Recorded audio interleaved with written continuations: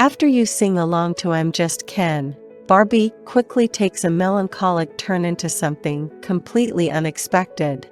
The self-aware movie about a doll who travels to the real world look video about the inception of Barbie as a doll that changed the world. Little girls around the world didn't want, and this routine is perfect, and she never misses a beat. There's also a President Barbie, and Barbie Land even has a constitution. At the beach, she meets all the other Barbies, Kens, and Alan. We see some tension between the Kens immediately, as Ken, Ryan Gosling, is jealous of the attention Barbie gives to Ken, Simu Liu.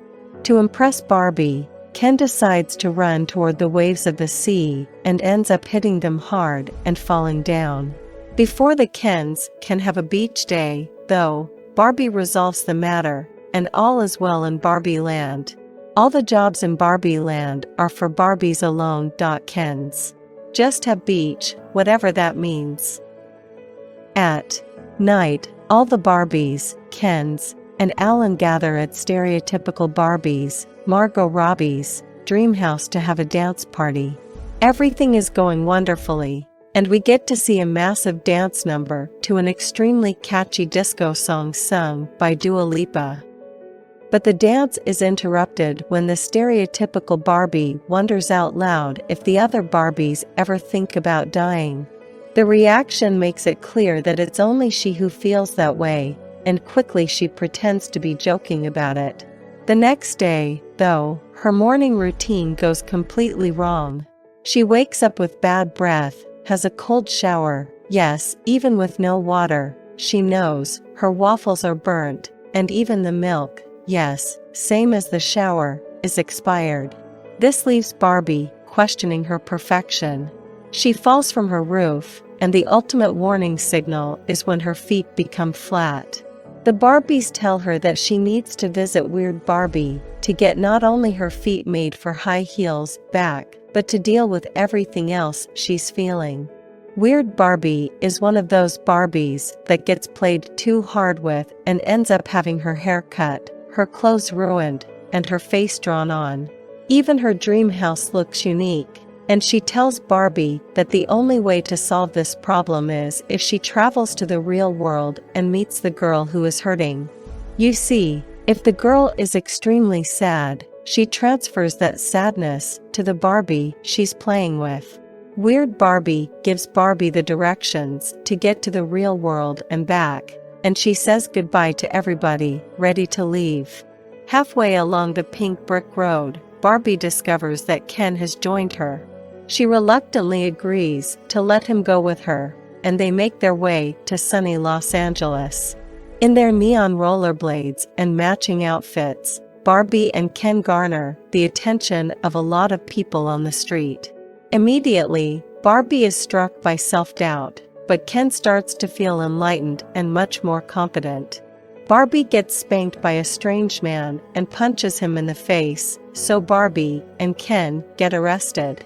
They realize their outfits are not very appropriate and go to a costume store, where they end up in the iconic Western clothes. Barbie finally sits down to think about who her girl is. She gets a vision of a girl playing with a woman who looks like her mother. When Barbie opens her eyes, she has a tear rolling down her cheek, another first for her. The police inform Mattel headquarters that Barbie and Ken are out and about, and a guy named Aaron, who has the information, decides to go all the way to the top to inform the CEO directly. While Barbie was learning about her little friend, Ken was learning about the world of men. They head to the school where Sasha is. The meeting does not go remotely as expected, and Sasha throws some terrible words at Barbie, including calling her fascist. Barbie begins to cry profusely, while Ken realizes he's respected in the real world and stumbles upon the concept of patriarchy.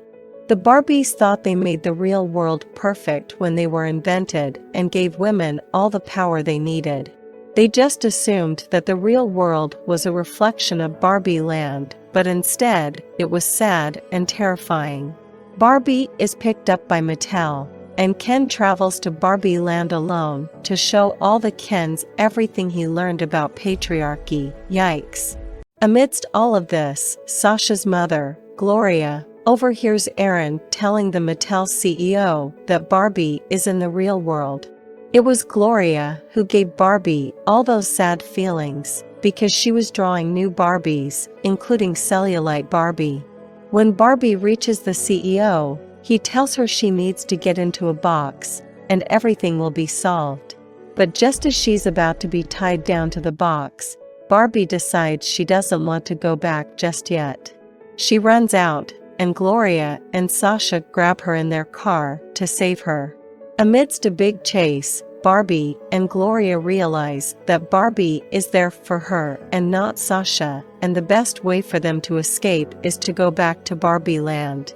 Barbie ending explained when they reach Barbie Land, to their utter shock, it's become Kendom Land. Yeah, he really needs to work on his names. Ken has taken to patriarchy and started a new one in Barbie Land, brainwashing all the Barbies into thinking they like being accessories, handing over beers, and giving them foot massages. Barbie tries her best to talk to everyone, but she fails and gives up. She tells Gloria and Sasha to go back home because she doesn't have the energy to deal with Ken. Alan is the one who inspires Gloria to fight back, and she decides to take Sasha back. In the middle of all the pink and the glamour, Sasha finally seems to give her mom a chance and not treat her like crap.